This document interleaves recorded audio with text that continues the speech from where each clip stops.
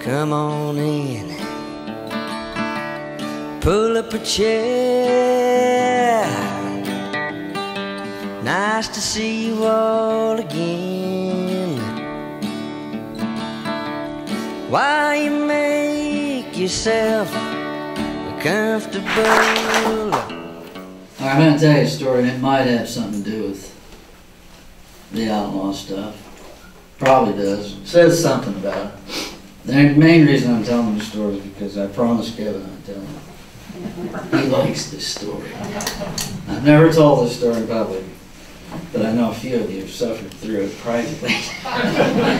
But it was back in 1968, and it was the day. It was on a Saturday, I think. It was the day of the Country Music Association Awards banquet, and it was at the Civic Auditorium in Nashville, and I was in downtown, and I was walking about a block away from the Civic Auditorium, and I looked up there, and not too far from the Civic Auditorium stood the lone figure, a guy standing there by himself.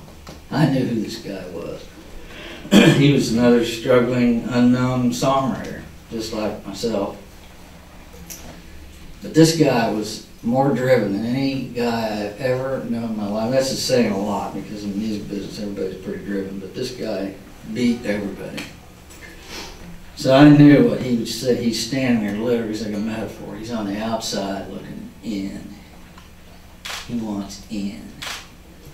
So I went up to him and I said, they forgot to send you an invitation, right? He said, yeah. I didn't get mine either.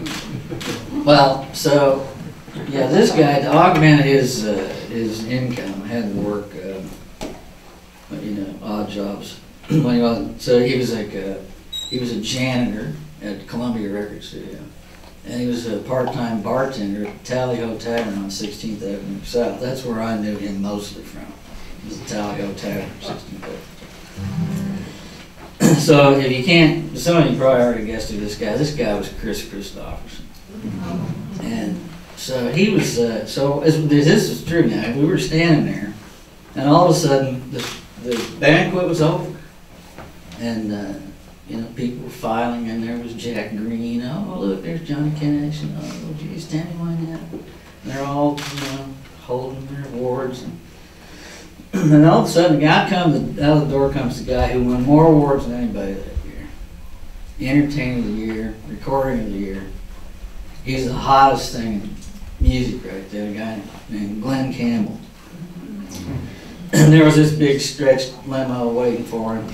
He comes walking along with his entourage, and he looks over there at us all of a sudden, and he slams on his brakes, and he hands his award to the people that are with him, and he kind of starts walking over towards us, and we're going, what the heck? I'd met him once, but I didn't think he remembered it. And he said, "You're Hoover?" And I said, "Yeah." And he said, he had just had this big hit by Jill on My Mind. And I can't remember whether he had by the time I get to Phoenix yet or not, but he was going that way. So he comes over and he says to me, he goes, "Hi, I'm Glenn Campbell." He did that thing. And he said, and he didn't even acknowledge Christopherson's existence. And he said, I'm going back to Los Angeles tonight, and tomorrow I've recorded your song. That's how a woman's supposed to be, and tomorrow we're putting strings on it. It's going to be my next single. And then he sang a little, did a little dance. And he turned around, he walked back and collected his awards and hopped in the limo, and off they went. And I'm thinking, I wonder what Chris is thinking at this time. And so he didn't say anything for a long time. I just stood there and kind of watched his nostrils flare. And then finally he said, after about 30 seconds or so, "Well, God damn, man. How does it feel? And I said, well, I'll let you know when it happens. And I'm still waiting to let him know. Because it never did happen. There was a dispute over the publishing, and he did go out and put strings on and everything. But to this day, it has never been released. And but 2 years later, at the Country Music Association Awards, Christopherson, who went on to become a movie star and a big-time songwriter and everything else, was won the Record of the Year award at the Country Music Association. So he was on the inside looking out, and he never looked back. And I didn't see him much after that, but I did run into him one time several years later at a party with Tom, Paul, and Willie was there. And the one thing he said when he wanted to talk about, he said, remember that time Glenn Campbell came up? Remember that? Standing there. I said, listen, can I interest you in something?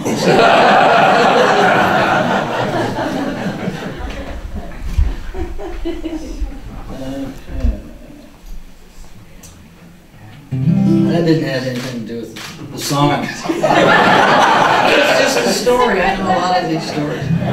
So, okay, well now there's more. Yeah.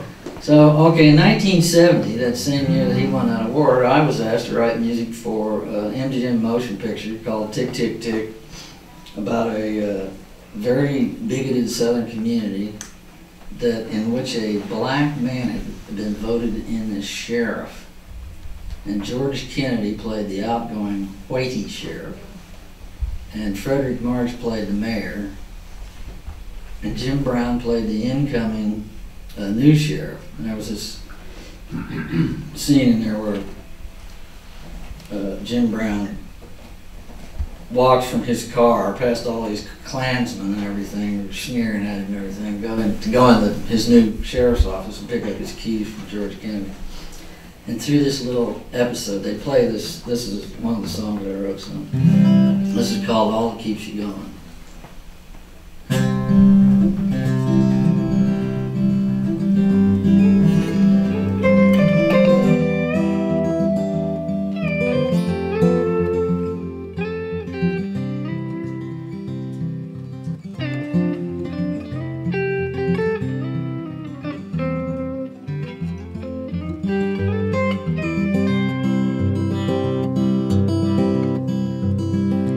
When the princes and the peasants each look back at you the same, when a friend that you had known before can't quite recall your name, when each morning there's a cloudy sky to keep the sun from showing, then you know you are your own.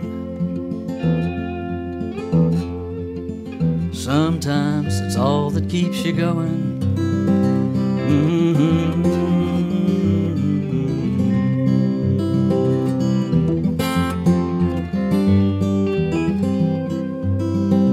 Neath the chimneys and the rooftops of a village safe and sound, no one sees the face nor hears the feet that walk the morning ground.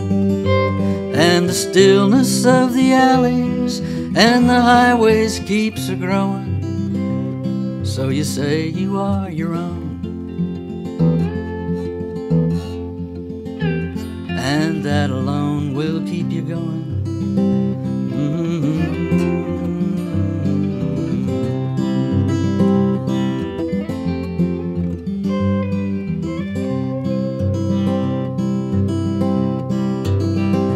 Through the dampness of the dawn, now by the road you walk alone.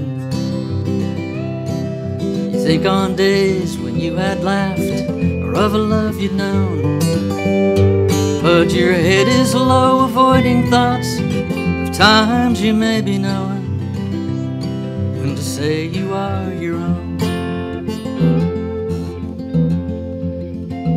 ain't quite enough to keep you going.